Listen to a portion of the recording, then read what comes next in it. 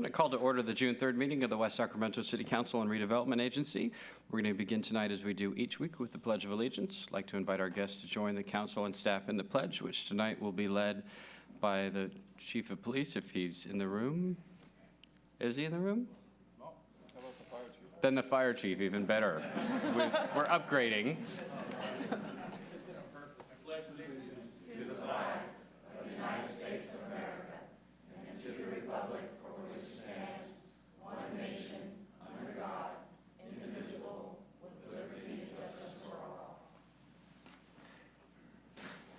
Right, the council did not meet in closed session this evening, so we're going to proceed directly to our general administration agenda, item 1A, which is presentations by the public on matters not on the agenda but within the jurisdiction of the City Council.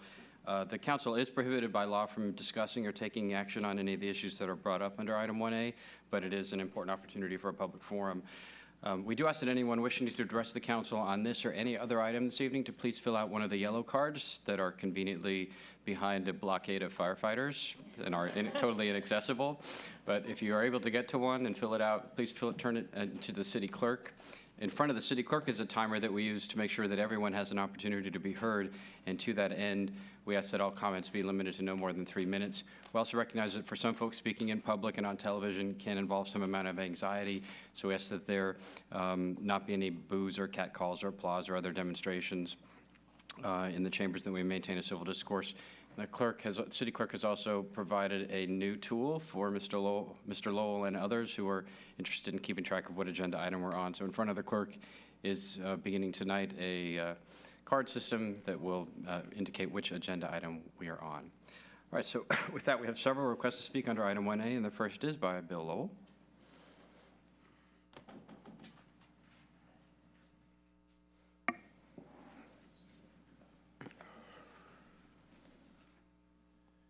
Thank you, Mr. Mayor. William Lowell, West Sacramento, for the record. And you have a copy of the letter I took around the state capitol today, and I'll have to say I surprised myself when I completed the task in just about an hour and a half with a few rest stops in between. And I know I may be a little hard on the governor, but I think he's being a little harsh on the elderly and those who need medical care, and I think that they're ignoring that 2/3 roadblock, and I think it's time to re-examine that Prop 13, because I think if we're examined, it would be ruled illegal, because it calls for many.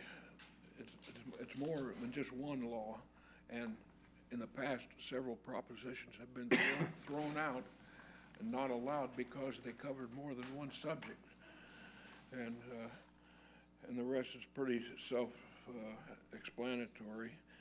But on that third Wednesday of last month, when I thought we were going to have a meeting, but we didn't, and I rushed over here, and I was gobbling down my sandwich and getting ready to come on up here, and no cars showing up and no agenda posted outside. And meanwhile, I was hearing all these sirens and so forth. But so what was it? Somewhere after I was going to tell you about this subject back then, and I mislaid my papers. But a neighbor lady to the north was telling me that she was walking her dog around the park down there on Stone Boulevard, and unfortunately her little dog fell into this hole. I don't know whether a tree had been dug up or what, and the dog had to be put to sleep because the dog had, I guess, fractured too many organs or bones or whatever it was, and she was she was very disturbed, and I told her I was going to relate that to you and see if we couldn't get those things taken care of sooner rather than wait for an accident to happen. But I'm going to examine what I've got and see if I can't find those copies of those pictures that she gave me and that I know I had back on the third Wednesday of last month. And I'll check back with you later. Thank you. All right, thank you, Mr. Lowell. Rochelle Redmond?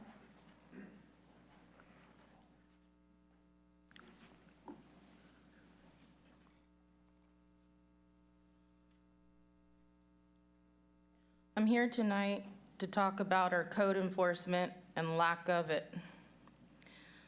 I first brought this issue to City Council in September 2004, then again in June 2005. I complained about broken down cars and code violations and the image it puts on Broderick and Bright area. After complaining some more in 2006, shortly after that, the Police Department Code Enforcement Division put out a letter dated October 1st, 2006, about how they were going to start cleaning up the Broderick Bright area. That lasted for about 2 months and haven't seen them since being proactive. The way the code enforcement works now is you have to, quote, turn in your neighbor to get code violations enforced. As a community, we don't want to do this for fear of retaliation. We are supposed to come together as a community, not divide us on turning in our neighbors. I don't like it, and I think it's wrong. We all saw the image that went out through the media coverage. Not every house on the north side looks like the one on Cummings Way. We have a lot of nice homes, too. Where is the quality of life for the neighbors who abide by the law and take good care of their properties? There are several properties that do look like the one on Cummings Way. It has now been 2 weeks since the neighborhood dispute that happened on Cummings Way. So why is that property still in violation after someone had to be shot? The least code enforcement could do is clean up that property. Isn't that what Miss Villanueva wanted? And now her son is gone and that property remains the same. Shame on code enforcement. The October 1st, 2006 letter states specifically about violations that include inoperative or unregistered vehicles on property and commercial vehicles in residential zones, big rigs, tow trucks, etc. Also, major automotive repair in a residential zone, and boats and trailers. These violations were all in place at the property across from Miss Villanueva. The shooting has been declared justifiable. Are the code violations justifiable too?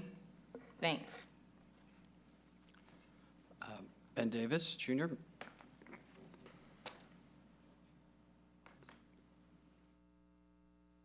Hello, and thank you for the opportunity to address you again. As you remember, 2 weeks ago I was here and I brought up the issue of having trouble communicating with your staff. So I was bringing questions directly to you, in which you had me again refer to the staff. Specifically, I said the first-time home buyers program had denied me a loan to buy my family home for 2 reasons, one of which was I did not have 2 years of stable income, and the other was that my ratio of the amount of money I made on my job was not 3 times what was projected to be my house payment.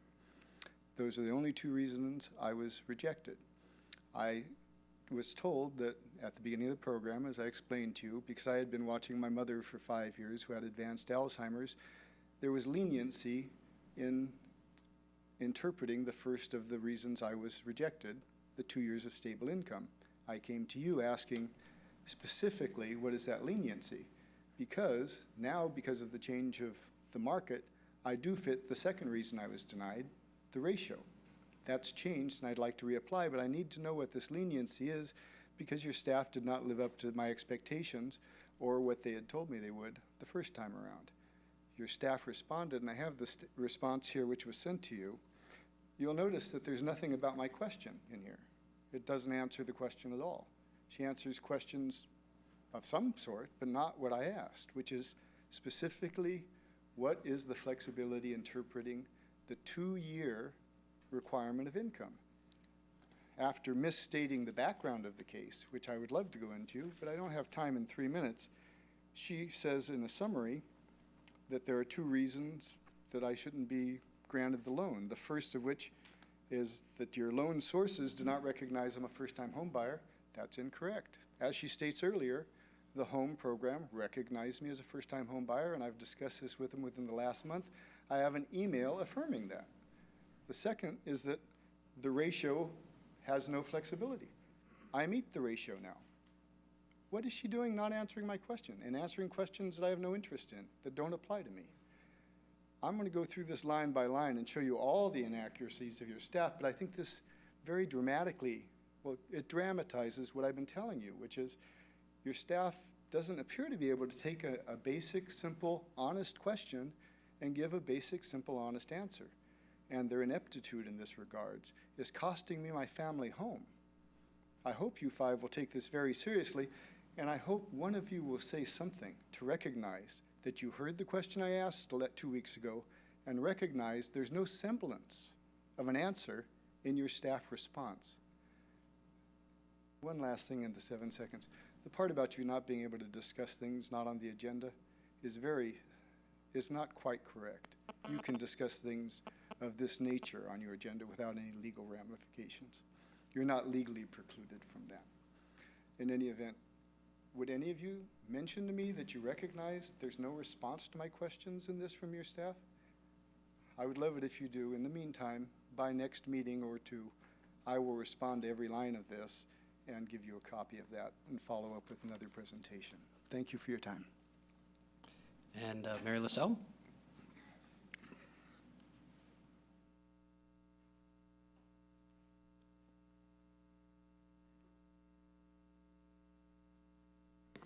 I guess this is a night of bringing things up from the past. This is from 1996, September, the West Sac Press. It says, Mary Lassell showed a long series of photos to show the problem at local schools due to people dropping off or picking up students and totally disregarding the law. The city council was well aware of the problem and said the city would continue to work on the problem. It's still going on. We only have this week of school. And every year I look forward to something being done during the summers to where when school starts the first day, people are cited. They've had enough of move the cars. I've watched, while parking enforcement's there, people that don't live at a residence pull in to their driveway, get out, go across the street, get their kids, go back to the vehicle, pull out, and move on, and continue to still park across the driveway. In fact, recently, we had somebody park again across our driveway. Code enforcement was right in front of him. So when my husband approached the parking enforcement officer, he said, well, I'm not looking behind me. There's a problem. You should be looking behind you, besides in front of you and next to you. You don't know what's going to go on. And all I can say is that I see him out there, but nobody's getting tickets. So until enforcement is going on, as far as ticketing, I don't think the situation is going to change. Thank you. All right, thank you. Those are all the requests we have under item 1A. So we're going to proceed to item 1B, which is council communications. Are there any reports or other communications this evening? Mr. Johansson. Thank you. Thank you, Mr. Mayor. The Homeless and Poverty Action Coalition met on May 27th, and in the interim, we also had interviews for the new homeless coordinator, and some interesting comments are coming out. We're now in the process of preparing the 10-year homeless plan, and I reported at the last meeting the homeless preservation and rapid rehousing program funding that the county is going after with the cities in the region. And one of the things they're going to be doing in preparing for this application is look at how Yolo County provides services to homeless. And it's going to be an exercise on how the different agencies can play together. We had a couple of suggestions or interview points through the homeless coordinator interview about using a block of funds and having those funds fund agencies for a common goal. and to use this as an example of how that coordination might work. And this potentially can benefit the county in providing these services more efficiently. For example, having some type of triage system where whoever needs the services is referred directly to that service rather than having redundancy. So I think that's great news. You know, in these bad times, and as you're hearing in the press, it's a good time for looking at new structural ideas. And I think we potentially have a block of funds that we're going to be able to do that at for the homeless issue. On another note, I was able to attend the Urban Land Institute had a transient-oriented development study tour to Hayward in the Fruitvale development. And basically what we were looking at is how transit-oriented development works, which I think ties in nicely to the conversation we're going to have on the streetcar tonight. We visited basically the Hayward downtown where the new city hall is built. Looked at some of the mixed use they were putting in that area. It's close to the BART station. And then we also visited the Fruitvale neighborhood, which is in East Oakland. And it's about 2.5 square miles, and there's about 48,000 residents in that development. Apparently, it's a shining example of how transit-oriented development works. Of course, it's in a fairly metropolitan area in the Bay Area, but it's a block away from BART. But this combined a preschool, a school, retail, apartments, low income.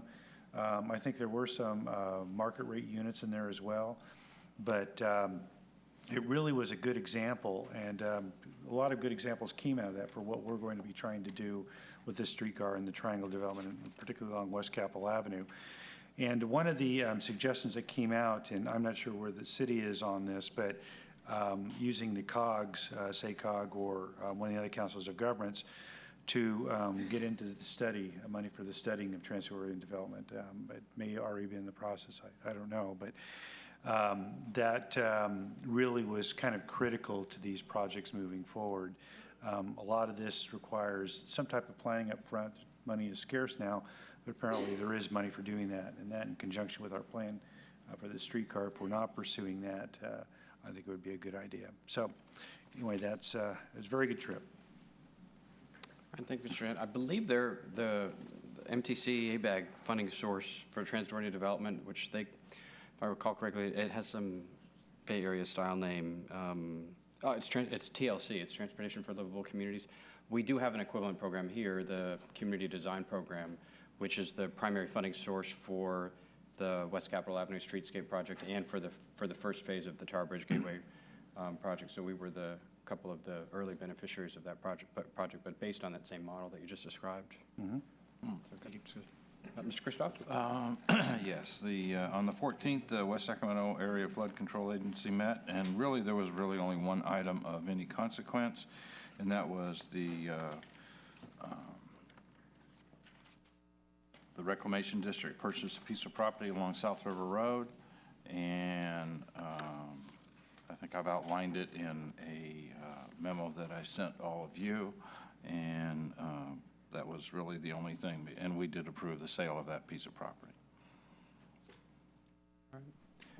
This morning I attended the Budget Action Day for the League of Cities, briefings by the administration, and then a series of advocacy visits in the Capitol with the update from what the governor has proposed and what the legislative analyst has proposed. Today's session was with mayors and council members, city managers, and police and firefighters and chiefs from throughout the state. They were here both to get briefed, but also to then go work on the administration and the legislature on some of the proposals that are out there. The grand total of the governor's proposals is about a $5 billion hit to local government. Most of that, a good chunk of that is for cities. I think most of it was for cities. There's a good hit on counties as well, but a lot of their hit is in other areas. So $5 billion, including the $2 billion that we've heard about since before the special election that the governor's described as borrowing $2 billion from local governments' property tax revenues. So including that, as well as $1 billion that the governor is proposing to take from our share of the gas tax. The governor's proposing that as a straight steal, not as a loan, although there's a lot of debate as to whether that's constitutionally permissible. The lack of constitutionality hasn't prevented them from attempting these things in the past. But so there's that piece. The Legislative Analyst's Office has proposed doing the same thing, but as a loan. And then there's a variety of other proposals to eliminate various other state programs for law enforcement and other purposes. So a lot of big-ticket items. As the council's aware, we budgeted, in anticipation of some hit, but not a $5 billion hit on local government. And so obviously would have a significant impact on local services. So the effort today was to try to make that case across the street. The controller came to the session, just for council's information, had said that they're projecting $1 billion negative cash flow in July. So then we'll be able to pay their bills, but within 5 months being at a $28 billion negative cash flow, which is, that's astounding. So that, none of the, even if they didn't pay any tax refunds next year, if they did all the possible outcome options that you might envision, they still wouldn't have enough cash just to pay their basic bills. And so they have their budget crisis, but the cash crisis is going to be the more severe one in the near term. So obviously there'll be more actions and more lobbying on that work in conjunction with some of our partners. Okay, item 1C is council appointments. We have none of those this evening, so we're going to proceed to our presentations. The first being item 2, which is consideration of recognition of the first graduating class of the Community Emergency Response Team program. And Chief, are you going to make a presentation first on the program itself? Yes. Okay. Ask Chief Stroll to come forward with Division Chief Frederickson, I think. You're just right.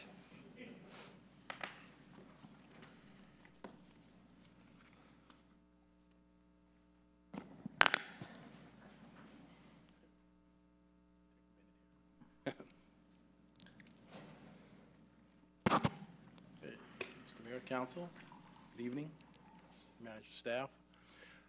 We're making a presentation to the first graduating class of our Community Emergency Response Team. The group of individuals you see behind you, they stepped up to be the first to get involved in this elite program that's going on throughout the state, throughout the nation. So we'd like to recognize them in their accomplishments, and that's why we're all here this evening. All right. Before we bring up the graduates, can you describe what the kind of training that they've gone through and what they'll be able to, the service that they're going to be providing in the community? Certainly. The idea behind CERT, basically the members of the team were trained in various disciplines as it relates to disaster preparedness.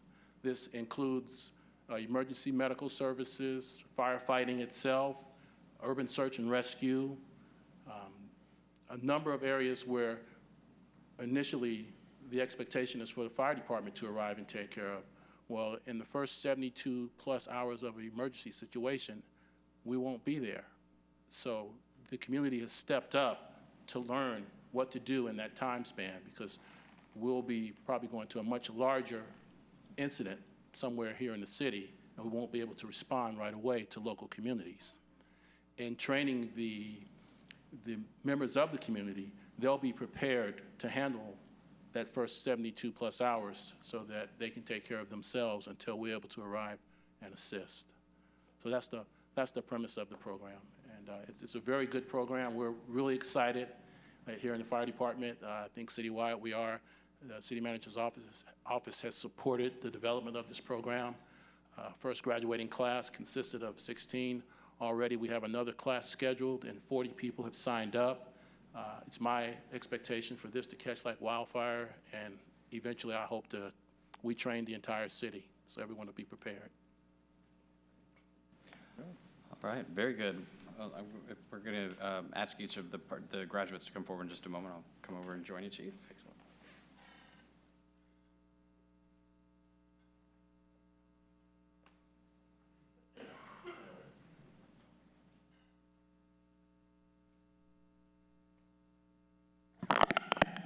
First to the chief, a little taller than I am, slightly. Just a couple more minutes.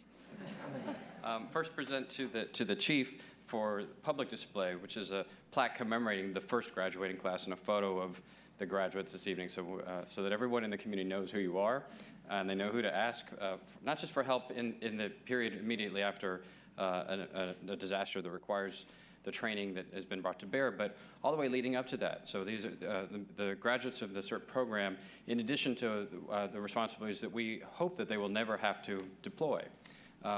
That you are leaders in the community that can help your neighbors, your friends, your fellow Rotarians, your fellow chamber members, your fellow PTA members and soccer members, to know how to be best prepared, and so that they can meet half the battle if a disaster does occur, that they're ready as well. So we're very, very proud of the graduates of the program. We're looking forward to both commemorating them in public, but to helping to support your work to make sure that folks in our community are as prepared as possible for the myriad of potential events that could have happened in our community, and make sure that their safety and their well-being and their property is protected. So, and I know the council is very appreciative of the work of the chief and of the entire staff of the fire department and their leadership in developing and executing this program to try to supplement their work. Obviously, we're not expecting the team members to substitute. They can't for the tremendous professionalism and training that the members of our department have. But as the chief has said, in the event of a disaster, our department will be spread very thin, very quickly, and the immediate response that the team members can help to induce in their own communities and neighborhoods will be critical to maximizing the effectiveness of the highly trained professional men and women that serve our community in the fire and police departments. So we're very thankful that you've stepped forward to demonstrate to the community the possibility of community service in the protection of our health and safety. So with that, we'd like to call forward the graduates one by one, and then afterwards, when we're done with our presentations here, ask the graduates to join the chief and his colleagues from the department just outside for an additional group photo. So first is Lynn Albrecht. Accepting for Lynn Albrecht.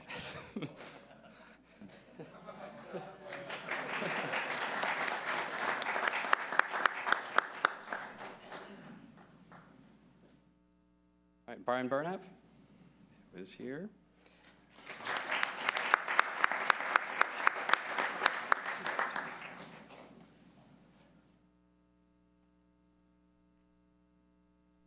Fred Bustillos.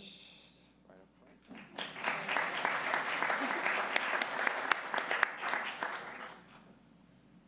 Cheryl Campbell.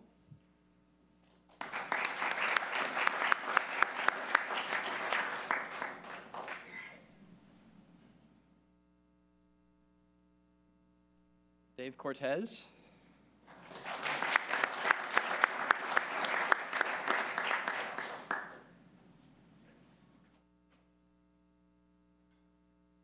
Carol Davis.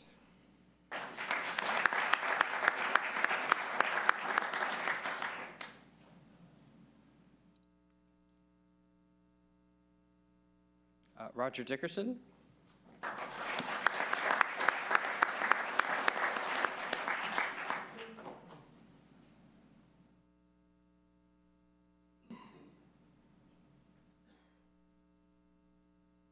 Randall Frank.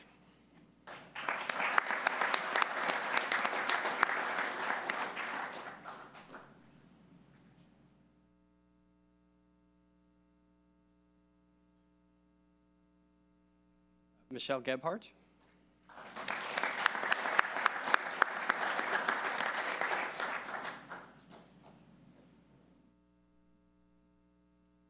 Jelena Giannino.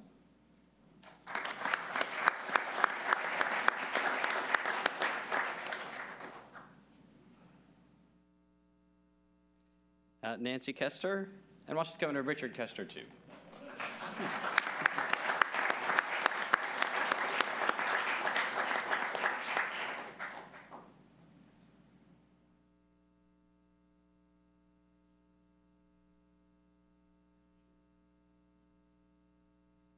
Charles Spears.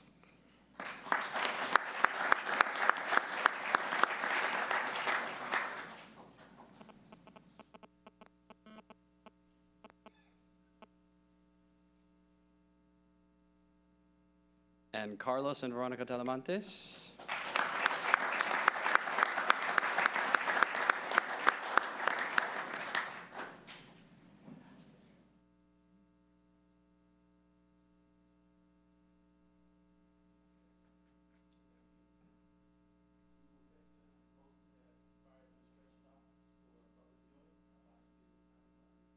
Good job.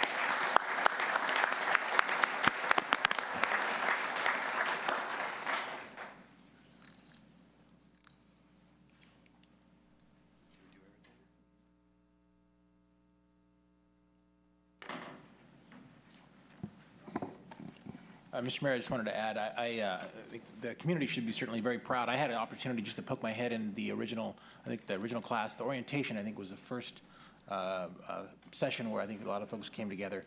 And I was amazed. I mean, just an opportunity to hear some of the background of the folks that actually stepped up to volunteer to be a part of the CERT team. I immediately felt much safer. I mean, I can guarantee West Sacramento is a safer place now that we can identify people who actually are willing to step up.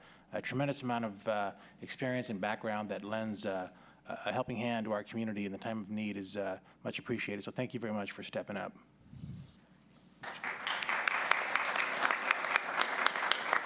Mr. Johannesson. Yeah, thank you. I also had the chance to attend the first session of the CERT training, and one of the first exercises they did was to, I think it was a bunch of paper and tape and at each table, and that was it. And the object was to build, I think, the highest building in the room. And so what it was really an exercise on collaboration, which is really what all that's about. It's how you work with people in your neighborhood, how you communicate with each other, a really good experience. And, you know, this, along with the neighborhood watch groups, I think is really great for the citizens to get involved with. You get to know your neighbors, you get some responsibility for your neighborhoods. So I really commend the chief in getting this going, and commend all of you for sticking it out, and good luck.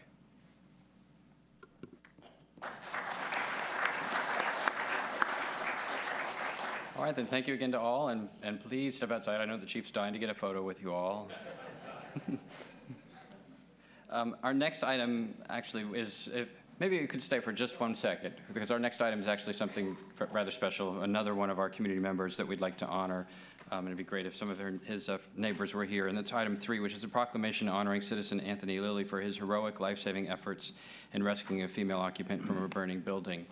And there's a motion on the proclamation by Mayor Pro Tem Beers and a second by Mr. Kristoff. All those in favor, please say aye. Aye. Any opposed? Hearing none, that motion carries unanimously. And Mr. Tilley's here, correct? You want to join me up at the podium? We have a special proclamation we'd like to present.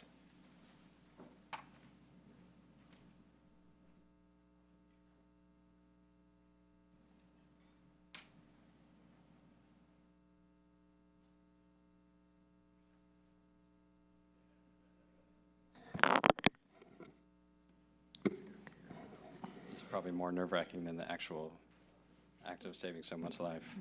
So this is a proclamation of the West Sacramento City Council honoring citizen Anthony Lilly for his heroic life-saving efforts. Whereas on April 14th, 2009 at 12:58 p.m., Anthony Lilly was one of the reporting parties that called 911 to report a fire at an apartment complex on West Acre Road. And whereas Mr. Lilly stated that while he was driving by, he noticed lots of smoke coming from the front patio of the apartment complex. As he further investigated, he saw the front door to an apartment wide open with thick smoke inside the apartment and low visibility. And whereas Mr. Lilly, upon noticing a 69-year-old female inside the apartment coughing and disoriented, went inside the smoke-filled apartment and quickly grabbed her and escorted her out. And whereas Anthony Lilly took action to remove a female occupant from the burning apartment while risking his own life. And whereas in addition to removing a female occupant from the burning apartment, Mr. Lilly also went to the neighboring apartments, knocking on doors to ensure that all residents of the complex were evacuated from the involved complex. And whereas the conversation between Mr. Lilly and the Yolo County dispatcher taking the several calls of audio recording that day, and whereas the occupant is alive and well today because of the quick thinking action of citizen Anthony Lilly. And now therefore be it proclaimed that the City Council of the City of West Sacramento does hereby honor citizen Anthony Lilly for his heroic life-saving efforts in saving a life from a burning building. Mr. Lilly, thank you so much.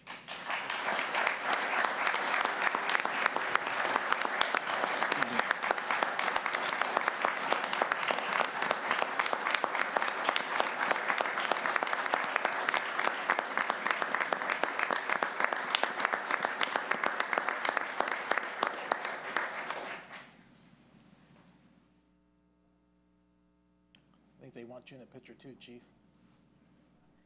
They want you in the picture too, I think. That's right. You need an extra flash for that smile, huh?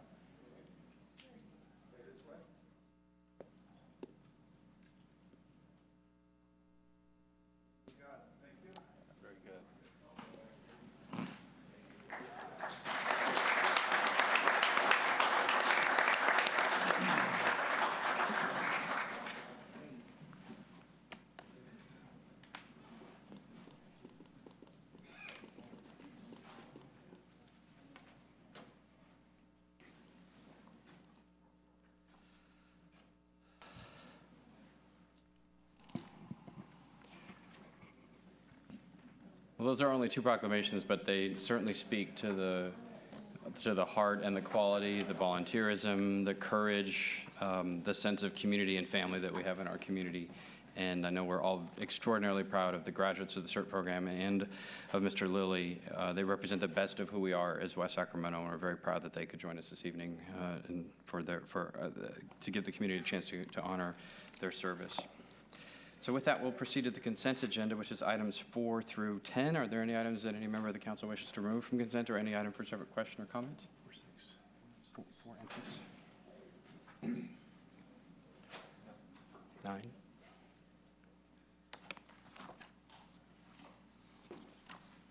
And we have a request for public comment on 5 and 8. Okay, so first is consideration of Resolution 09-32, adopting the Red Flag Identity Theft Prevention Program. Mr. Johannesson. Yes, just a question. I know the budget impact is none, according to the report, but it seems like there's a lot of work here. Is this going to involve a lot of staff time? It looks like it's required. Or is it? Well, basically compliance with the security aspects of this. Some mechanism is required. We think this is an effective mechanism, and we don't think it'll be anything other than a revision of procedures, and it won't require additional staff or cost. Great, okay, thank you. All right, item 5 is consideration of an amendment to the Affordable Housing Agreement for Ironworks at the Triangle. We have a request for public comment on that item by Mr. Lowell.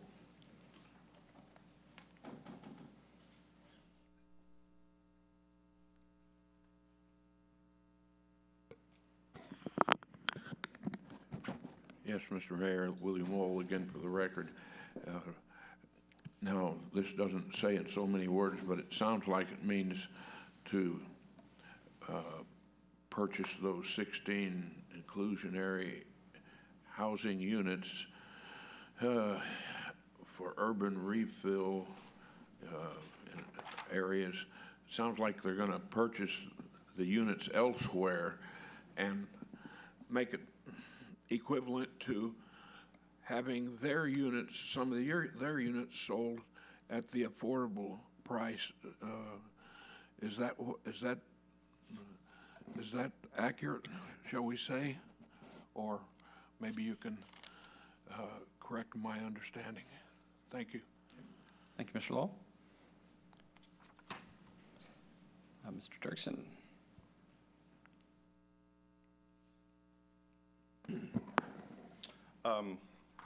Mr. Mayor, members of the council, the proposal this evening is to amend the Affordable Housing Agreement for Ironworks.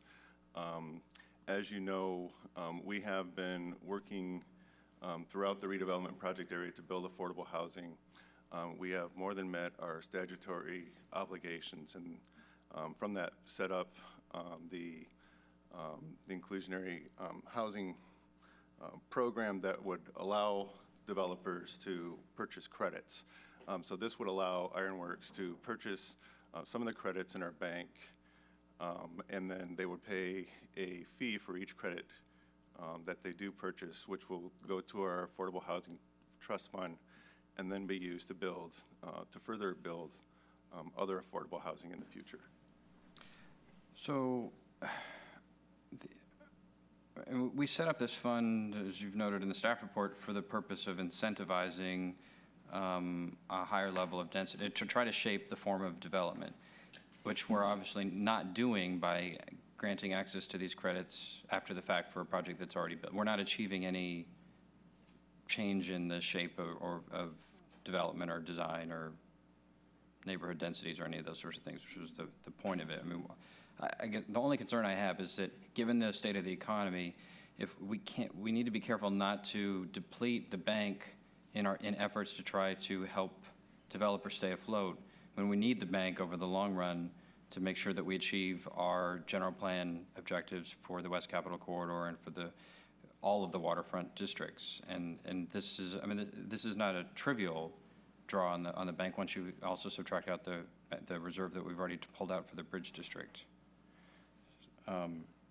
So I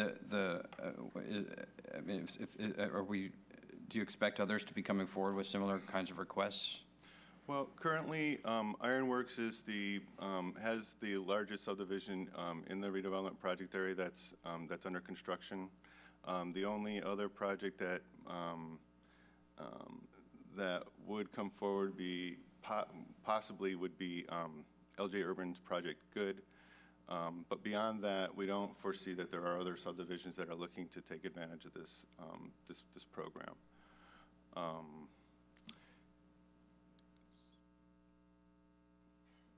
I'm not quite sure what else you want me to, how else you want me to respond.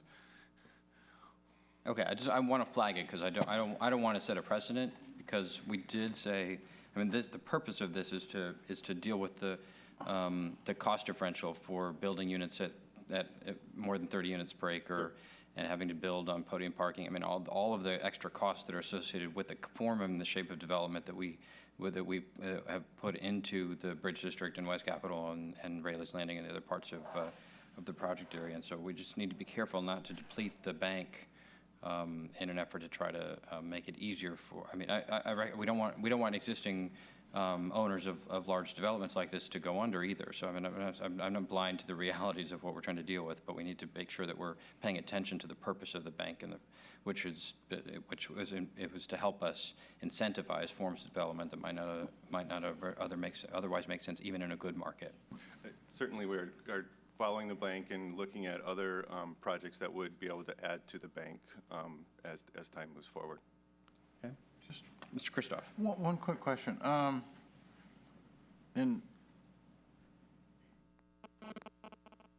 What we've done with Ironworks, but what Ironworks has done is they've substituted cash, in essence, to get the credits. Yeah. So then we can take that cash and we can apply that to other developments, so that we can make sure that you're continuing to build the affordable housing that cash was in lieu of, so to speak. Yes. Well, those densities certainly will be of the same level as the mayor was talking about earlier, 30 and above and so forth, that sort of thing. I mean, we wouldn't use those or use that cash for, we'll say, a housing credit out in Bridgeway Lakes, for instance, or wherever it is. Am I right? The likely use of the Affordable Housing Trust Fund would be as gap financing. So Right. Almost all, as you know, almost all affordable housing requires not more than one source of funding, and generally this would probably be used in a gap situation. Okay, thank you. Did you fully answer Mr. Lowell's question with respect to offsite? The Mayor Pro Tem suggested that. I was trying to, my understanding of Mr. Lowe's question was, are they going to be building them somewhere else? Well, Okay. They're not. We're really kind of, we're going to accept an in lieu fee, and then that will be used to build additional affordable housing within the redevelopment project area. Right, but somewhere else. It somewhere will be else, built right, offsite, yeah. which is, I mean, again, it's part of the issue, right? So to the extent that we've allowed the Bridge District has a draw on these units, and we're also building affordable housing there. I mean, part of the reason to have onsite and not have a lot of the housing needs developed through the use of the bank, especially in lower density products like this, is so that we maintain mixed income neighborhoods. And so, I mean, part of our policy objective is to not have this be, the Ironworks project just be market rate, because it takes up a fair amount of land. And we don't want all low and very low income people living in just one part of the city. We want all of the neighborhoods to be economically diverse. And so that's the other reason why we've discouraged projects from being totally reliant on the bank. Sure. And the Ironworks project will have some, continues to have some affordable units within it. It's just the Yep. percentage is much smaller. Okay. All right. Thank you, Mr. Dirksen. Item 6 is consideration of Resolution 09-34 for State Department of Water Resources Early Implementation Grant Funding, Acknowledgement of Flood Risk. Mr. Johannesson. Thank you, Mr. Mayor. Michael, my reading of this is basically the city's acknowledging less than 100-year flood protection, and by doing a resolution, what it's going to require to state that it has more than 100 years requires the concurrence of the DWR. My question is just really what the mechanics, what does that concurrence involve, or asking the DWR for concurrence? Is it a question of just providing information and it's automatic, or is there a debate, or is there going to be an issue in the future? It would be part of the levy certification process. Once we take our levies, once we improve our levies and certify what level of flood protection we have, we would take that to the Army Corps and the state, and they would concur with that, and then we could change our resolution and determine what our current level of flood protection is after our improvements. So basically then with that backup, there's really no reason for Department of Water Resources to reject it, not give their concurrence. That's correct. Okay. Yes. Yeah. Thanks. All right. Item 7 is consideration of approval of an agreement. And we have just if you're following Mr. City Manager, we have every single item on consent that's been pulled for a question. So if you're, for staff who are waiting to see if their items up, yes, it is. Item 7 is consideration of approval of an agreement between the city and the state of California and the city and the developers of River Point Marketplace allowing landscaping improvements in the state right-of-way. And we have a request for public comment on this one. It's by Michelle Redmond.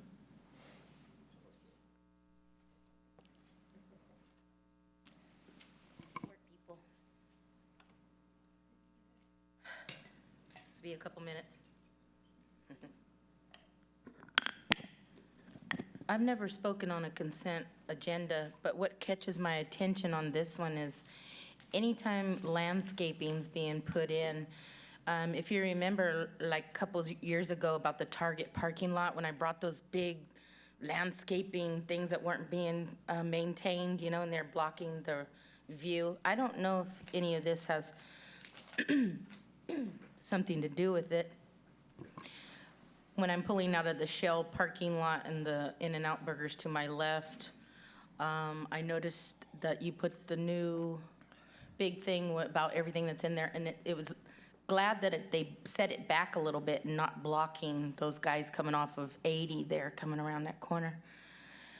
But if they're gonna put any landscaping anywhere and the maintaining of it, I'd like, you know, to see it set back at least 5 feet, because whenever you put in landscaping, it starts off real little, and then 5 months later, it's like this, and then it's overgrowth, and then it's blocking people's view of the road.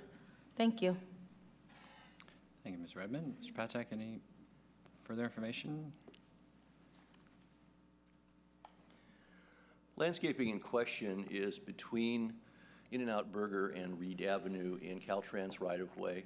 This particular location is nowhere near a driveway or any area that would obstruct vision. Thank you. Item 8 is consideration of Resolution 09-35, approving the Transportation Development Act claim for fiscal year 2009-2010. We have a request for public comment by Mr. Lowell.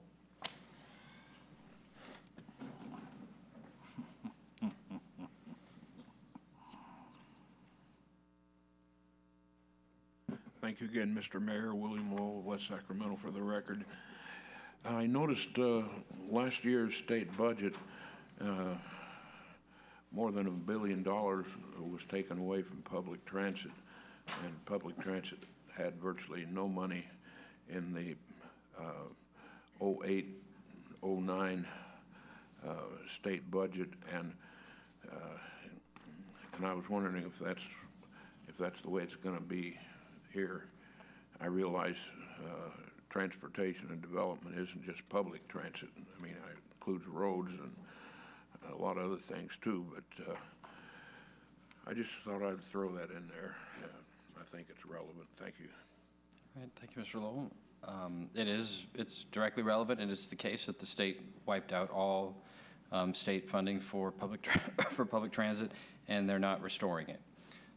And so it has a significant impact on the operation of public transit services everywhere in California, but certainly in our own community through the provision of services by YOLO Bus and by Regional Transit, which, as you know, operates a small amount of service here as well. This is a separate pot of money.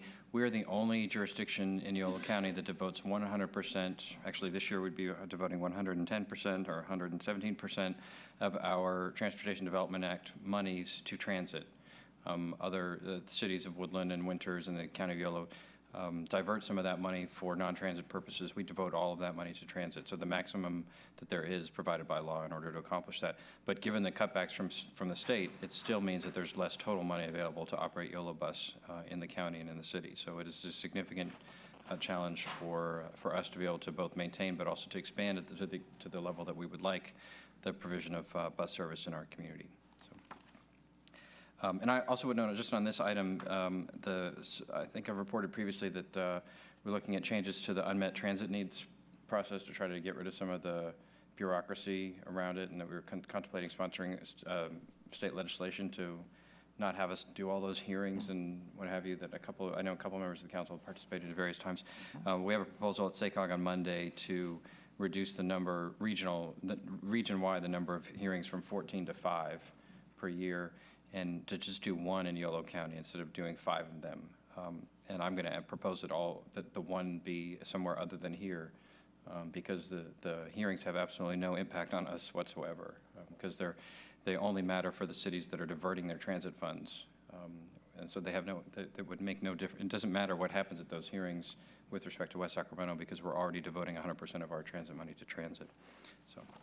All right, item 9 is consideration of Resolution 09-23, rescinding Resolution 87-172, fixing the time for regular meetings of the City Council and Redevelopment Agency, and setting forth the new schedule. Mr. Beers. Excuse me. Yeah, the new schedule for the next 6 months, which is on the attached agenda, essentially goes to the first and third Wednesday of each month. And I just wanted to point out and recommend to the members of the council that for October, I know that myself and the mayor are both not planning on being here on the October 21st. And so I'd like to recommend that we consider in that month having substituting the 21st for the 14th, so that they would just be the first 2 in that particular month. So I'm just giving information. If people would want to do that, then that's fine. Is there any objection to that? No, that's fine. Okay. All right, then we have before us the consent agenda items 4 through 10 with that modification to item 9. Is there a motion? Moved. Second. Been moved by Mayor Pro Tem Beers and seconded by Mr. Christoph. Seeing no further discussion, all those in favor, please say aye. Aye. Aye. Any opposed? Hearing none, that motion carries unanimously. We'll now proceed to our time-set agenda, item 11, which is a public hearing and first reading of Ordinance 09-10, adding Chapter 13.10, Urban Stormwater Quality Management and Discharge Control to the Municipal Code. Mr. Patek. Mr. Mayor, members of the council, Mike Reed, Environmental Program Manager, will present the staff report.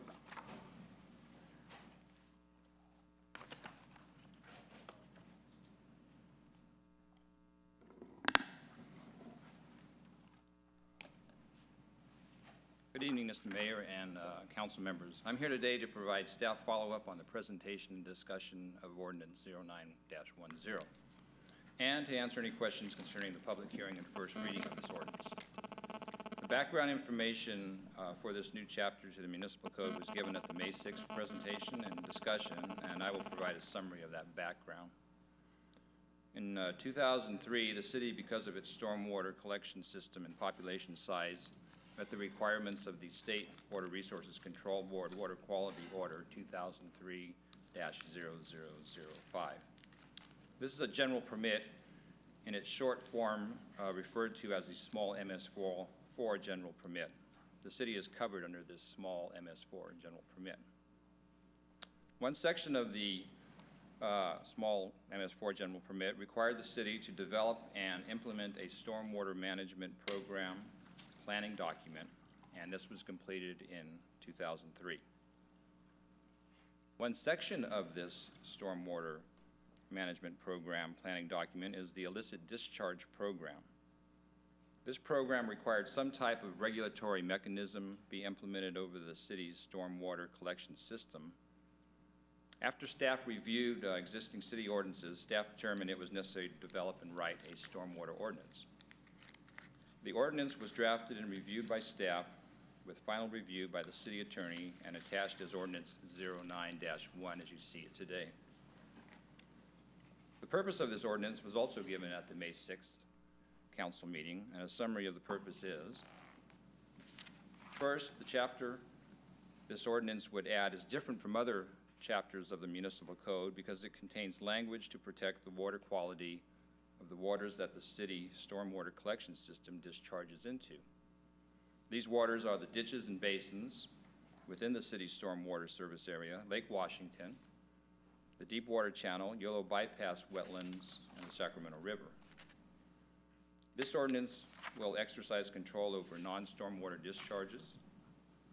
This ordinance also strives to provide guidance and support to developers, industry, and business, and the public by recommending, monitoring, directing, and if so determined, requiring the use of best management practices as they relate to protecting the urban stormwater quality.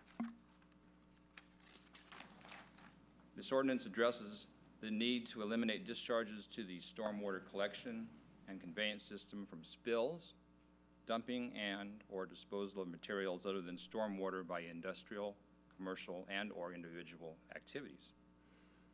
Third, this ordinance prohibits illicit connections. And fourth, this ordinance gives the city legal authority over its stormwater collection and conveyance system. Direction given to the staff at the May 6th meeting was to replace all references to the Director of Public Works and Community Development with city manager or designee. The red line, Chapter 13.10 attached, shows this change. And these are the staff reasons for presenting Ordinance 09-10.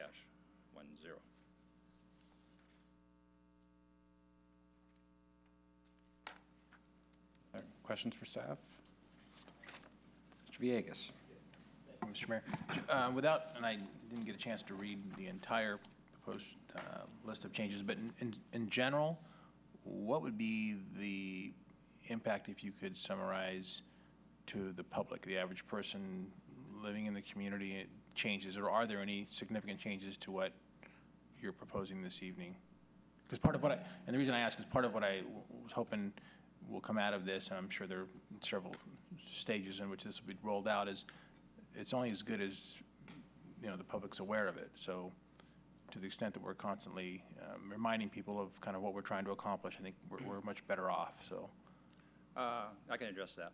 The stormwater, what we refer to here as the Stormwater Wastewater Management Program planning document, actually has, one of its elements is public outreach and public participation. So this particular ordinance would obviously, or maybe not obviously, but would be presented to the public that it has been adopted and how it possibly may affect the residents. So at some point, there'll be an element of education, I guess, is what. Yeah, and there has been some education given out already to the public on stormwater issues and keeping it from the quality of the waters going there. Flyer on a utility bill. We actually did some stuffers on that last year. So is it just, is it just stormwater, or does it also, I would imagine, because the gutters collect water runoff from driveways and yards and all that, is it all the same, or are we making a distinction between one and the other? There are some exceptions that will be an appendix to this ordinance that may exempt some of these activities, like stormwater running off of a driveway or from washing a car. Those things with the discretion or with the discussion with the city manager, will be decided whether those be exempt or not. But there is a list of them to be exempt. There's what now? There's a list of Exemptions. activities that will possibly be exempt. Okay.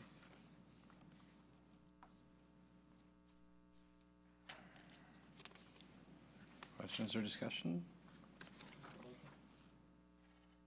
Yeah, it is, as we said at the last meeting, this is very far-reaching, because, the ordinance itself, in the absence of the appendix, does now suddenly declare that we are taking responsibility, which we've always had implicitly, but we've not adopted affirmatively by law, responsibility for how much Roundup you're putting on your yard, or what your kind of detergent you're using to wash your car in the driveway, to the extent that runs off into the gutters.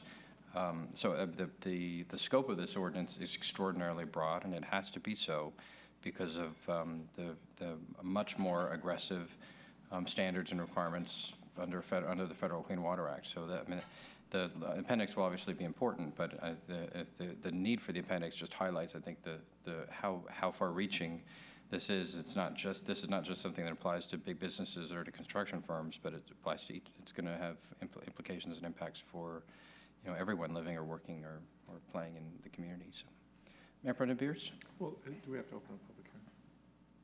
Yes, we do. Thank you. All right. Thank you, Mr. Reed. So we'll open the public hearing on item 11. We don't have any requests to speak, but does anyone wish to address the council in the public hearing? Mr. Lowell?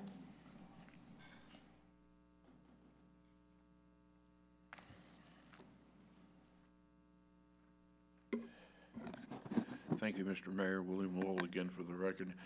I was wondering, I noticed 15th Street recently got a repaving, and there on Pennsylvania and 15th, among the intersections that have been made wheelchair accessible that weren't previous to that wide, there on 15th Street, just west of Pennsylvania on the south side, there was previously a storm drain, and it was working. And I could tell during the stormy days that it was working, wholly unlike those two storm drains in front of and across the street from the 15th Street Fire Station. And I still cannot figure it out why we did not take that opportunity to tie into that storm drain on Jefferson instead of leaving us unconnected. And I'm wondering, is there going to be any differentiation made between the streets that have storm drains that are connected and the streets that don't have any storm drains? And I think that would make a big difference too, because we're bound to collect a lot more of that kind of unwanted water, and it's gonna sit and cause more of that undesired feature or whatever. Maybe there's something we could do about it besides as an alternative to hooking up to the regular storm drain. Maybe there's some kind of a scooping machine that comes up that scoops up the trash and whatnot. But maybe some other city has that kind of thing, and maybe we could rent one of theirs for a little bit and keep our streets dry that don't have the storm drains. Thank you. All right, thank you, Mr. Lowell. All right, so we'll close the public hearing on item 11. Move the item. Been moved by Mayor Pro Tem Beers. Second. And seconded by Mr. Villegas. There's no further discussion, then all those in favor, please say aye. Aye. Any opposed? Motion carries. Item 12 is a public hearing and first reading of ordinance 09-11, amending chapter 13.09, wastewater discharge and pretreatment to the West Sacramento Municipal Code. Mr. Patek? Yes, Mr. Reed will also present this for staff report.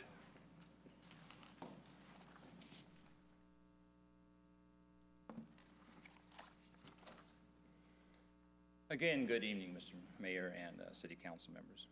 I'm here today to provide staff answers and questions concerning the public hearing and first reading of Ordinance 09-11, amending Chapter 13.09, wastewater discharge and pretreatment to the City Municipal Code. A brief summary of events will help in explaining the reason for amending this chapter. In October 2007, the city ceased wastewater treatment operations and directed all flows to the Sacramento Regional County Sanitation District wastewater treatment plant via the lower northwest interceptor. Amendments to this chapter address the removal of the reference of the wastewater treatment plant and the pretreatment program. In November of 2006, the city became covered under the State Water Resources Control Board Order number 2006-0003. The main purpose of this order is to reduce the number and frequency of sanitary sewer overflows within the state. To accomplish this, the order required covered agencies, which was the city, to develop and write and implement a sewer system management plan. One of the elements of the sewer system Management Plan addresses the agency's legal authority over its wastewater collection system. To meet the requirements of this element, language has been added to Chapter 13.09 to prevent illicit discharges into the wastewater collection system, to limit discharges of fats, oils, and grease, otherwise known as fog, and other debris that may cause blockages, and appropriate enforcement procedures and actions. This ordinance was reviewed and amended by the staff and final review by the city attorney and attaches ordinance 09-11 seen here today. These are the staff reasons for presenting ordinance 09-11. Right, are there questions for staff this time? Yeah, Mr. I do. Christoph? Mike, since we belong to the Northwest Interceptor, we put the Northwest Interceptor in, and we now send everything to Sac Regional, what do we need this for? I mean, this just seems like it's government bureaucracy at its worst. It doesn't make sense. Well, we I need. mean, we're sending everything away. I mean, it's not like we're holding it, and it's not like we're doing it, treating it. It's not like we're, whatever we're doing, we're putting it in the system and getting it out of here. Actually, it's interesting that Sacramento County Regional Sanitation District wastewater treatment plant does not need to be covered under this ordinance, under this. But we do because we're a collection system that contributes to them, as a city of Folsom, city of West Sacramento, SASD, Sacramento Area Sanitation District. We're all covered under this, and because of these obvious statewide water board orders. Okay. So that's the best I can answer that. Okay, no problem. So is the ordinance essentially identical to the prohibitions or requirements that are in place for Folsom and the other collection systems? I wouldn't say our ordinance is identical to theirs at all, because ours is we amended the old ordinance that was wastewater discharge and pretreatment. So basically, we removed all reference to our wastewater treatment plant and the pretreatment program that we had to have because of the wastewater treatment plant out, and substituted it with the wastewater collection system in the areas that basically addressed wastewater treatment plant. There was some language added to discuss a little bit more of illicit connections and illicit discharges and fog especially. That's a big issue in the ordinance, actually in the WDR, is fog, or fats, oils, and greases. And it really wasn't addressed very strongly in this ordinance as it stood. So that's why it was put in. And they contribute fog to sanitary sewer overflows quite a bit. There are WDRs that have been issued for us as a collection system that's separate from the MPDS permit for the treatment plant. But this is a, this probably is, this isn't a NEPDES permit, okay? This is a, I can pull it out here if I wanted to get the full thing out of it, the full reading of it. But basically, it's the State Water Resources Control Board order to us for this. And the main thing in this order was for agencies to develop a sewer system management plan, which we basically have already done and will present to council next month. And this particular element of it gives us the legal authority that was required in this plan, which we also have in the sewer ordinance that stands right now also for connections and ability to inspect. So that ordinance didn't quite come up to the requirements of the sanitary sewer management plan. Where's the fog provisions in this ordinance? It's under legal authority. Do you know where in the ordinance that is? I could take a look, see.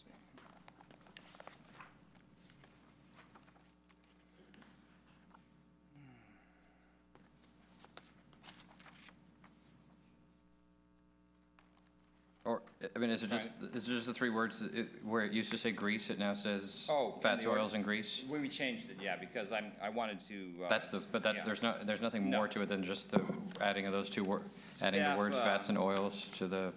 Because the WDR refers to fats, oil, and greases as fog. It seems to be the catchword.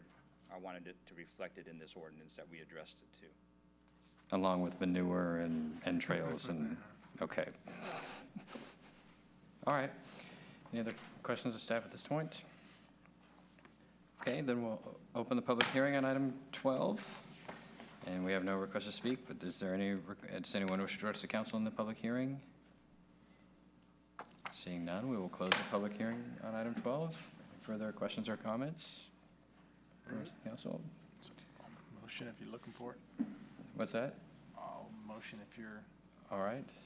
It's been moved by Mr. Villegas and seconded by Mayor Pro Tem Pierce. Seeing no further discussion, all those in favor, please say aye. Aye. Aye. Any opposed? Hearing none, that motion carries unanimously. Item 13 is consideration of a memorandum of understanding for continued work on the downtown riverfront streetcar and adoption of resolutions 09-37 and 09-38, certifying the final environmental impact report and adopting findings of fact in the mitigation monitoring and reporting plan. Ms. Pasco. This is a twofer item where I'm asking for your approval of a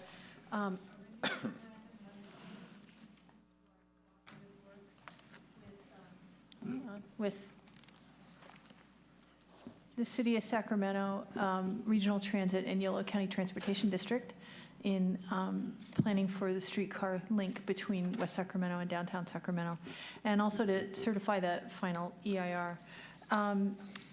As you know, we entered into this MOU in 2006. We've made a lot of progress since that time. We've completed an environmental impact report and conceptual and preliminary design of a line. We've outlined the funding program to implement the project, and we presented one aspect of that funding proposal to the voters in West Sacramento, who approved that in November of 2008. What we need to do now is renew this MOU. It actually expired in June of last year. We kept on working because we were still in progress on doing all the things we said we were going to do under that MOU, but we need to renew it. We have also suggested a change in the makeup of the governing or the policy board that guides the streetcar project, adding additional members from each of the city councils and representatives appointed by each city from the business and community that are going to be served by streetcar.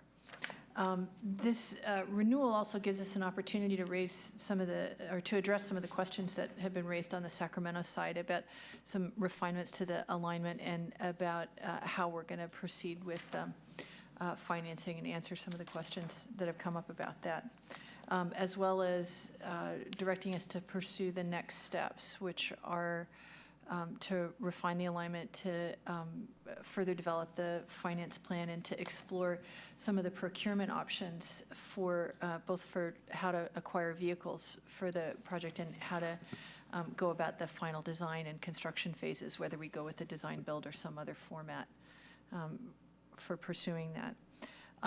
As I mentioned, we did complete an environmental impact report. The draft was published last fall. We held public hearings in September and October, and then during the following comment period, received a number of comments from individuals and public agencies. Responses were prepared to those, and that, along with the mitigation, those responses, along with the mitigation monitoring program, comprise the final EIR that you have in front of you for certification. The impacts that were identified in the impact report were almost entirely construction related or else resolvable through the design process. The one exception is wheel squeal, during operations, the effect that you get in curves on any rail vehicle. And that was found to be mitigated through operating practices, including oiling and sanding, standard procedures. So if the project does get any revised or refined in alignment, then we'd be able to use this final EIR as the basis for any future supplemental environmental analysis. But this really gives us a good groundwork to proceed with the project. So our recommendation is for direction to approve the the MOU and to adopt the 2 resolutions, one certifying the final environmental impact report and the other approving the mitigation plan and making findings of fact related to CEQA.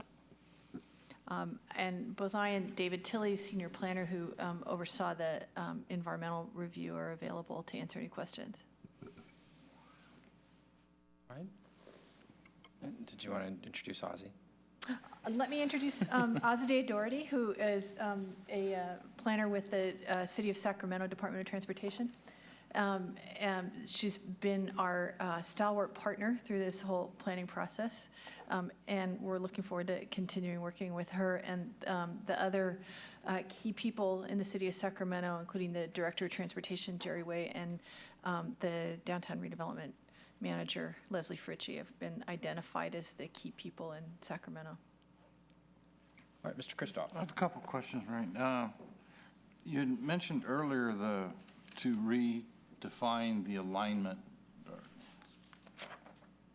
That's something that their council is going to make. It's not going to be the steering committee, policy committee, or anything like that. That'll come from within where they want to realign, if they want to expand or whatever. The MOU has stated that any final decisions about alignment and about financing and, critical decisions about it will go through this policy steering committee, but ultimately need to be approved by the governing boards of each of the partner agencies. So we will go through the policy steering committee on our way to the councils and the boards of the transit. Yeah, but if I read that, well, I'll get to that later. One of the questions I do have, and that is, since we are a partnership, if one of the entities, we have all 4 entities have approved this agreement, but the City of Sacramento has not identified a funding source, so to speak. There may be some funds that need to be spent, this $1 million that you talk about. How do we do that? Well, we'll be working with the City of Sacramento staff to try and identify some sources of funds. We'll also be pursuing some grant funding. I know that both the City of Sacramento and the City of West Sacramento made applications to a Caltrans planning grant for streetcar-related work.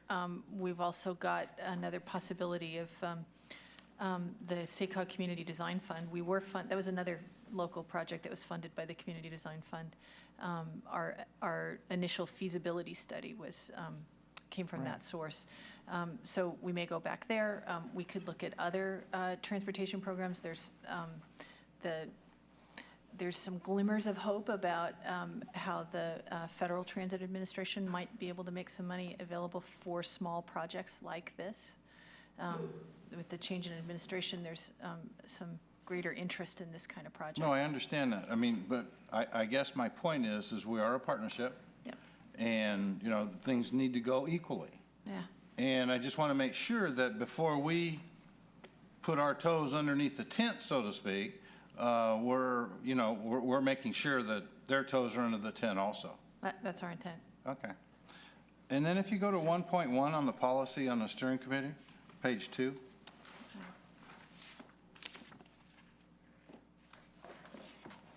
The last part of the first paragraph to me, doesn't make a lot of sense when it starts.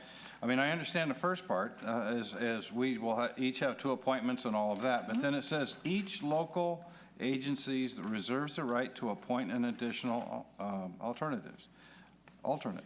Each representative and alternate will serve at the pleasure of the appointing agency. What's all that mean? It means that this council, in your usual fashion, will approve the appointments I understand. to the policy steering committee, but that you may appoint 1 or more alternates. That's your. But they serve as voting members. If they are present and the regularly appointed member is not. I guess my concern is if they are voting members and they're not electeds and they don't control the purse strings, I have a problem. You understand where I'm going? I think your question is about the community representatives who are appointed to this? Well, it says up to 3 representatives, local Right. community and development community and all of that. Yeah, well, again, I don't want to get overvoted. right. And again, all the decisions that involve financing and final alignment and so on will come back to each of the member agencies for approval. This policy steering committee doesn't control the purse strings. Okay. Because it doesn't say that on the next page, on the first paragraph. It doesn't explicitly say that. I think I understand where you're going, but I don't think it explicitly says that. On page 3? Yes, at the top of the page. Yeah, in All bold. all policy steering committee decisions, blah, blah, blah, blah. And I guess I'd like to have some language in here that makes sure that it's going to be the electeds that are going to, in essence, have final say. I'll Okay.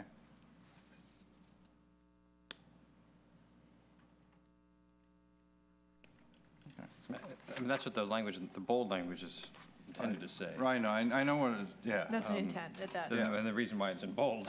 Well, I hope it It's the is. only I thing mean, that's in bold, and the whole I know. document is, look, this committee can do what it wants, but ultimately, the city council, both city councils and the two transportation district agency boards retain all of their power and authority over all the stuff that really matters. Which is what is the service, where's it going, and who's paying for it. I mean, the reason for the up to 3 community and business and development interests was the financing plan, any financing plan, however it might ultimately be achieved, is going to involve substantial private sector involvement. And a lot of those stakeholders said, look, we're willing to come to the table because we see the value of this for shaping the kind of downtown and riverfront districts that we want to see emerge, but we want to actually be at the table participating in these conversations. Yeah, I have no problem with that as long as they fully understand that, when it comes down to writing the check, then that's our responsibility. Yeah. Thank you. Okay. Mr. Johannesson. Yeah, Maureen, on figure ES4, which is the proposed alignment, why are we not, there's a possible lead track extension going to the south. And I understand through the documents that is basically going to be used for stacking for Rayleigh's Field, stacking cars there for events. But at this stage, why are we not also looking at a possible lead to the north? In the project planning that we've gone through over the last couple of years, we did identify potential future extensions. And that included one off to the north. But we felt it necessary in order to define a project that fit within the budget and schedule parameters that the Policy Steering Committee laid down for us, that we needed to have a relatively limited scope. We had to identify a place to start. There's a lot of places that we want to go, but we got to have a place to start. And that starting point is a single line. That additional spur, it really is just for stacking intended to serve events at Rayleigh Field. Rather, it can in the future serve as, it's the beginning of a line to the south through the Bridge District. But that's the only spur on the whole starter segment that's included in the preliminary design. Okay. So there's other places on both sides of the river that are anxious to be served as well. Right, yeah, my concern is just at these early stages, to the extent we can save costs by doing something now rather than the future, we should look at doing that if it's just an incremental cost at this point. I think the interest in cost saving is precisely why there aren't more turnouts and spurs. Okay. Now, the total project looks like it's about 69 million, and it's, what about 3.5 miles? 2.8 total. So that's about 27 million a mile, something like that? The dollars per mile factor is skewed in a couple of ways on this project. One is that the cost of the vehicles is a relatively large portion of the entire project. At $3 million per vehicle for 8, vehicles, we're talking about more than a third of the total capital cost is in vehicles. And the other point that skews it relative to the distance is that we're using about close to a mile of existing track. So we're actually going further than we would otherwise for a given dollar. So the appropriate metric is probably in the neighborhood of 20 million a mile. 20 million, okay. Yeah. Now, part of the impact, when we're talking about the Tower Bridge, I mean, there's a huge issue with the bicycle or the pedestrian path extension. Yeah. I saw in here, basically there's a historical or cultural impacts, but, and there was some discussion about going through the state historic preservation, which could be a nightmare, you know. Really? So. Well, fortunately, we got a good night's sleep on that. It's a little bit costly. So that's, it didn't seem to be really addressed as a mitigatable condition. Yeah. I mean, it's not, we can't really anticipate opposition, but we all know that there's going to be an issue. Well, we're not certain there's an issue because we did inquire of Caltrans and we asked specifically, you know, we know that this is an historic structure. We know that we'll have some kind of an impact. We believe that restoring rail service as it, in the same configuration that it historically was on Tower Bridge is completely consistent with its historic nature and in fact honors that. So that was the way that we presented it. And the staff at Caltrans responded that there wasn't an issue or that we did not need to pursue it. So that doesn't mean that it might not come up in the future. And you're correct, it could be a long process. Yeah, I think, you know. But for now, we have crossed that bridge. Well, I think, you know, that would be an issue. And also there's the view corridor issue that I think Sacramento is dealing with. Yeah. That all gets into the alignment, but, you know, we're not really there yet. They still need to go through that discussion, but there's really no discussion here from what I saw as far as the impact of the view corridor. On the view corridor, well, we received, I believe, 2 comments relative to the potential impact on the Capitol Mall view corridor. Mm-hmm. And our response to those comments is that we believe that those impacts are mitigable, that there's actually real potential for this project to clear up some of the clutter or consolidate some of the signage and other objects that are within the view corridor right now, to design the project so that it minimizes visual impact, and to work in concert with any urban design or redesign efforts that take place in Capitol Mall corridor, so that, you know, we make sure we are harmonious. You know, and in addition to that, there's also the possibility of considering a different location for the track and stations within Capitol Mall instead of in the median, to be in some other location in Capitol Mall. Okay.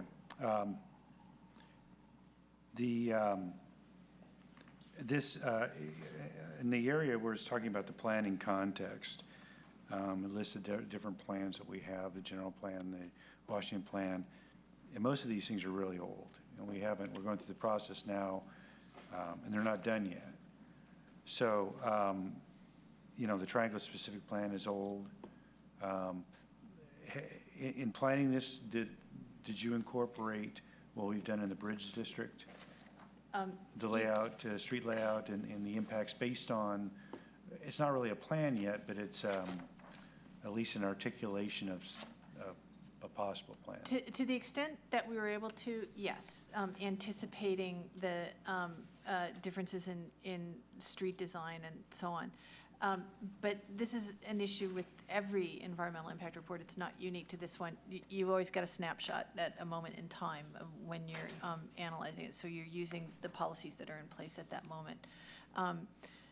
But I can tell you that we were very careful throughout all the modifications to the Bridge District plan and the environmental impact, or the environmental review that was prepared for that, in accommodating streetcar as it's been planned through this project. So they really are working together.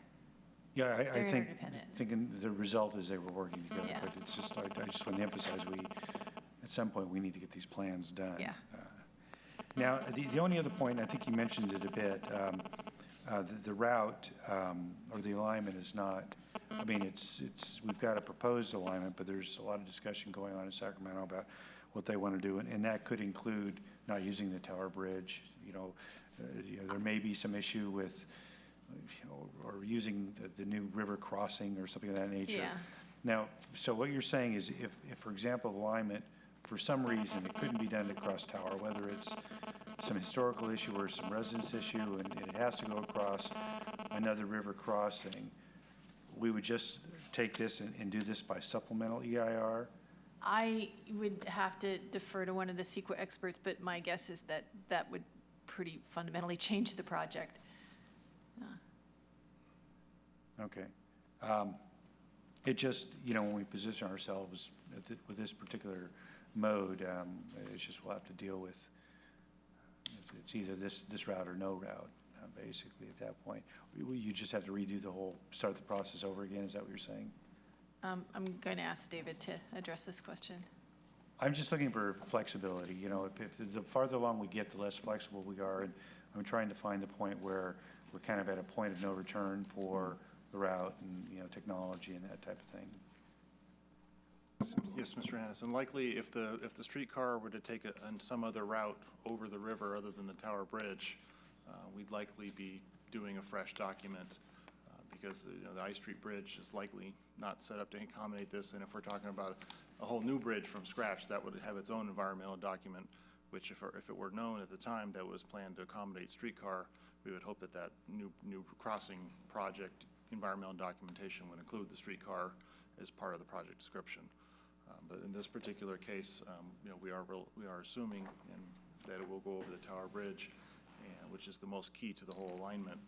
If the alignment within the city of Sacramento changes somewhat, we would expect likely the city of Sacramento to prepare some supplemental environmental documentation, hopefully even at the negative declaration level that tiers from this document. Right. All right. Thank you. All right, other questions or comments? Mr. Villegas? Just a question. First of all, Maria, thank you for all the work. You guys have done an amazing job. I know it's been a lot of work given all the different entities involved with trying to get everybody on the same page. I know you're scheduled currently to take, or this issue, the MOU is going to go before the Regional Transit District Board on the 8th. Do you anticipate any problems there given their fiscal situation, or does that seem to be? No. No anticipated No, I don't problems? anticipate any problems. That's good. Okay. In terms of what are the major next steps that you see at this point, or what are the major hurdles, I guess, next up for this process? The first hurdle I anticipate is scheduling a meeting of a 12-member board once the appointments are made. And I look forward to getting that group together to talk with them about what we had anticipated this next phase of work to be and what they identify as the major outstanding issues. And what I expect to hear at that time are a desire for some renewed discussion about destinations and alignments within Sacramento. Recap some of the logic that went into selecting the alignment that we have, and hear some other points of view about that, and then to really dive into the finance plan. To what we have up to this point is really sort of a test. We asked our consultants to say if we used an outline similar to what was used in Portland and Seattle for financing some of their streetcar projects, how would that work in Sacramento and West Sacramento? Right. We haven't taken it beyond that. And there's a lot of questions, particularly on the part of the property owners and businesses that we're asking to contribute, to this project, about how it would affect them, and how it would be distributed, and what, equitable way we will figure out to distribute those costs. So I think those are going to be the first order of work. And then beyond that, we need to look at a structure for guiding the project through implementation and for beginning the procurement process for both vehicles and design and construction services. At what point do you anticipate coming back to this body regarding, or actually proposing a more, obviously not pinned down to nth degree, but a financing plan that more concretely begins to address how we get to the next? I would hope that within 6 months that, we could come back and, show you some progress or outline how we're going about that project. And I would hope that within 6 months or less, I'll be coming back to you to ask you to confirm funding for those next steps. And that we'll be able to do the same with the other 3 agencies as well. No, great, thank you. Mr. Johansson? Thank you, Mr. Mayor. Yeah, just one further question. Going through the cost of this, the track work, it looks like it's about $7.3 million for about 19,000 feet of track, which is roughly about $2 million a mile. For track work alone. Track only. Yeah. Yeah, I mean, just going back to my prior comment, in this, whatever we're going to be doing on a north-south extension, it just seems to me that if we're going to be putting streets and roads in anyway in the Bridge District, that we really may want to consider laying track down at the same time. Even if we don't have the cars, the rest of the infrastructure, at least we have the track down. And I think that would really help visualize transit-oriented development in both on the north side and the south side, because we know a track's going there. We may have some stations laid out, but and it could be that, for example, you could run things that are self-propelled or whatever down that track in the interim before you put the electrical infrastructure down. But this would be the time, I think, when the streets are put in to think about that, laying it down at the same time rather than coming back, ripping up the streets and putting it back down. Is there any thought of that now? Yes, actually. Okay. We went through the whole thought process in designing the West Capitol Avenue improvements. And in fact, what we're doing is laying the foundations for the future power poles that would support the overhead lines. But we elected not to install track because the potential for, it presents its own set of hazards in the roadway, and it's also going to get worn out. And it's also probably the least expensive component because of the total construction work. The more expensive components are the underground work, the utilities, clearing. If you have an existing street, for example, 3rd Street, clearing the utilities out from it. So what we have done in West Capitol Avenue is design the street so that the identified location for where we expect future streetcar track to go, there's no utilities underneath there. And that all we have to do is remove the pavement layer and install the track slab. By installing the foundations for the overhead poles, we won't have to do any other excavation or tearing stuff out in order to do that. So we can do that in the Bridge District. We can't do it in the Washington neighborhood. Where we'd be retrofitting existing streets. Right. Okay.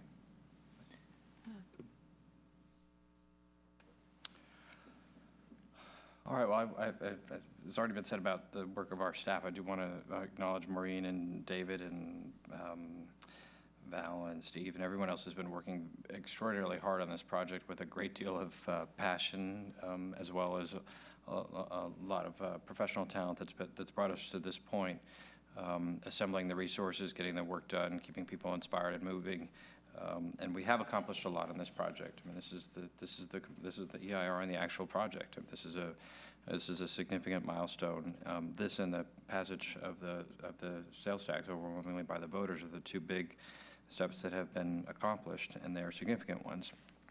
I think we're moving forward on this evening with our eyes wide open about the status of the world and the status of our relationship with our partner across the river, and the issues that they're considering and the debate that they had at their council with respect to potential differences in alignment and funding and financing strategies and what have you. But also, with the restatement of their own commitment to the fundamental concept of connecting our two communities, of making the urban core of the region a place where you can, if you choose to, get around without a car through a variety of modes, but including the streetcar, and that there are other promising potentials on the horizon. The chair of the House Transportation and Infrastructure Committee that is guiding the new federal transportation reauthorizations has introduced his own bill on streetcars. In fact, 2 pieces of legislation to promote streetcars and to make it a lot simpler to get federal dollars without going through all of the light rail style bureaucratic red tape that has prevented us from looking at that source in the past. And so, there are challenges that weren't there when we started this project in terms of the economy in particular, but there may be some additional opportunities that open. And so, I'm personally very optimistic about this project, even though I know we've had some rough riding. We're going to have some even tougher challenges going forward, but we'll also have some windows of opportunity in order to make some significant progress.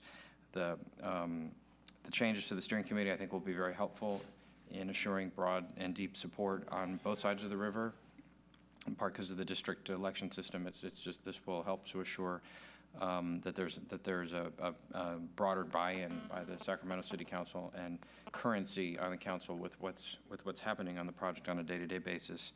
And as we've already discussed, incorporating the views and the opinions and the ideas of the property stakeholders that will be contributing to the financing will also be critical to the program's success. So the changes that are contemplated in the MOU, I think, make a great deal of sense, and the EIR gets all the details correct. And I think there are going to be some funding sources that are going to help us move forward on making sure that this project becomes a reality. So, Mr. Christoph? I do have one quick question I forgot. And do we have some type of formula that is used when we talk about technical assistance and when we talk about alignment? And because in essence, we went into this a few years ago, and we had the alignment was in essence sort of set. And there was an agreement that, or not necessarily an agreement, there was conceptual agreement that because Sacramento had more track to lay and more things to do, that West Sacramento would take a share of the operation and maintenance, and we really sort of had it figured out. There was a formula. Mm-hmm. Do we have that same kind of formula or the concept of that formula with the possible extension? And because when you do extension, that's going to also indicate operation and maintenance. There's going to be some additional responsibilities. Mm-hmm. And I want to make sure that that formula doesn't skew, even though there is going to be a larger alignment. Yeah. Okay. Certainly one of the objectives in the financing plan is to come up with a fair way to distribute all the costs. And so it's important that we look not just at fairness, but also at all the costs. So capital costs and operating costs need to be considered for the life of the project. We should also be looking at how the benefits are received. So where the ridership benefits are, where the potential future real estate and economic development benefits might occur. That those are all factors that should be considered when we look at an equitable distribution of the costs. Okay. In addition to which side has more track. No, I understand. Yeah. Okay. But for example, we haven't agreed, for example, that the West Sacramento side would cover 65% of the operating costs, no matter what scale the system is, right? What we said is here's the amount of money that we're going to raise from the sales tax, and this is how much money we're putting into operation.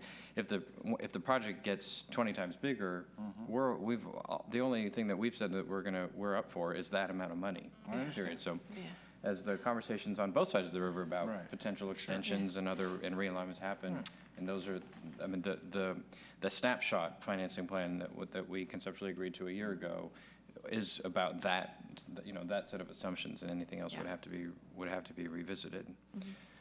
The other factor that needs to go into that balancing act is the ability to pay. One of the reasons that we looked at sales tax as a financing source in West Sacramento is because the land values on this side of the river just don't compare with the land values that prevail on the Sacramento side. They've got more buildings and more expensive land there. Assessment raises a lot more money over there. Parking revenues were a similar factor. Mayor Pro Tem Beers? Yeah. I generally agree with most of the comments made this evening. Again, I'd also like to join thanking staff for their hard work. And I know that this has been harder than a lot of other projects because it's not as real. I mean, it's not totally in our control. And so, we're trying to do what we can on our side and trying to push this train up the track. I think that as far as the expansions on our side of the river, I think the day after we sign off on something real for the starter line is the day we start actively looking at the next phase. I may not wait that long. Well, but I'm saying, what I'm saying is that, and I think Sacramento needs to pay attention to that too, because I think once people get excited, then phase 1A, 1B, the next phases is what becomes excited. But this isn't going to happen anywhere until we get the starter line. Yes. And everybody, the principle of the first meeting with the revised policy committee is we have to get the starter line, and then we start worrying about the next phases. And somehow or other, we've got to carry that message forward. So, I'm ready to approve this, and it feels like it's taken longer than it needed to, but in truth, I recognize that it's still come along very fast. So, but we just need to keep our focus. That's really going to be the problem with this, is keeping the focus. So. Yeah, I agree 100%. We've all been chomping at the bit. I mean, each of us has been sketching out north-south, phase 2 lines where exactly they would go, and as we were just talking about it moments ago, and the city of Sacramento's contemplating lines all over the place, which all of us have to do, and we have to be prepared if for some reason this collaborative work doesn't work out, that we have to be, and we've committed to a streetcar-based transit system, that it might be that our planned phase 2 becomes phase 1 and we don't do the starter line. But I think the public in both communities would be severely disappointed if the two cities develop separate streetcar systems unconnected to each other. How foolish that would ultimately be. So although it might be more exciting to talk about a streetcar in these, in the areas of both cities that aren't connected, this really is the fundamental, and it's the spine around which the rest of you might get by without a arm or a leg, but you have to have the basics, even if it may not be as sexy to some folks. And so, I've heard folks in Sacramento say, but this is all to the benefit of West Sacramento, and this is the core line for the operation of the whole transit system and pedestrian system for the whole urban core. And ultimately, it's going to be, we already see Elk Grove is trying to get the Department of Corrections to build their headquarter building there. While we've been, having a little disputes over this state facility or that state facility, other parts of the region are stepping forward and saying, well, maybe we can take advantage of those disputes. And we have to start recognizing that we're a common economic area, and our citizens and visitors and others, people who are spending money in our communities, don't respect those boundaries, and we've got to work together to make sure that we're building a transit system that serves their needs, and the starter line really is critical to that. So I couldn't agree more with what you've just said, Mr. Beers. All right, so if there's no further discussion, is there a motion on item 13? Okay, it's been moved by Mr. Johannesson and seconded by Mayor Pro Tem Beers. Seeing no further discussion, all those in favor, please say aye. Aye. Any opposed? Hearing none. That motion carries unanimously. Thank you. Brings us to council calendar. Ms. Richardson. Yes, Mr. Mayor, there's a couple of grand openings that we'd like to point out to the council. They're coming up on June 11th. The Courtyard Village grand opening. This is formerly Harbor Park. will be opening. And if you saw the invitation, it's quite a dramatic change in how that facility looked. And then on June 12th at 3 p.m., Patio de Castillo will be opening on 4th Street. Not on your calendar, on June 14th, the West Sacramento Orchestra will be having a performance here in the Galleria, and they'll be celebrating their 20 years of service, and we have a proclamation that we're in the process of preparing that I believe one of the council members is going to be presenting to the orchestra. And then I wanted to remind the council that on June 17th in the afternoon, if you are interested, the county is having what they call a hard hat library tour. If you were interested in going on that tour, I already have one. Councilmember Johannesson has indicated that he wants to go. If there's anybody else who wants to go, it's at 3:55 in the afternoon. You can't make that? Count me in. I'd like to go as well.